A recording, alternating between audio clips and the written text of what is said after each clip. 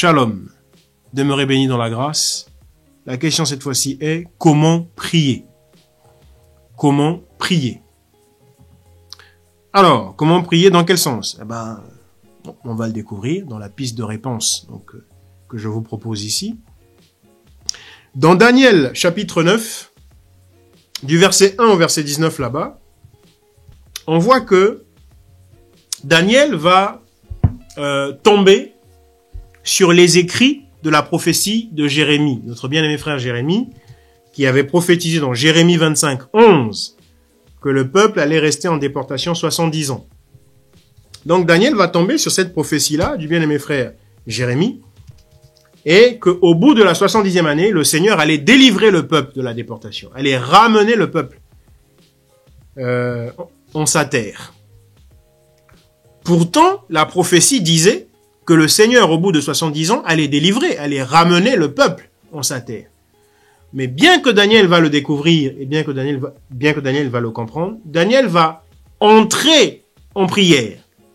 Daniel va prier pour que Dieu accomplisse la prophétie. Les prophéties de Dieu sont infaillibles. Que l'on prie ou pas, Dieu, s'il a prophétisé quelque chose, il va le faire. Souvenez-vous, sa parole ne revient pas à lui sans qu'elle n'ait accompli ce pourquoi elle est sortie. Car il dit, autant la pluie qui descend du ciel ne retourne pas sans avoir fécondé la terre, autant mes paroles que je sors ne retournent pas à moi sans avoir accompli ce pourquoi elles sont sorties. D'accord? Mais il se trouve qu'en dépit de cela, malgré cela, le bien-aimé frère Daniel va prier en disant, oh Seigneur, maintenant, je te prie afin que la prophétie que tu as sortie par ton serviteur Jérémie soit accomplie. Tout ça pour dire simplement que c'est comme cela que nous devons prier. Nous ne devons prier que en fonction des promesses du Seigneur, que en fonction de la parole de Dieu, que en fonction de ce qui a été convenu et arrêté et décidé par le conseil de la souveraineté de Dieu. Quand bien même ça va s'accomplir, que nous prions ou pas, mais le Seigneur agrée le fait que nous, dans notre prière, nous puissions prier en fonction de cela, comme l'a fait Daniel.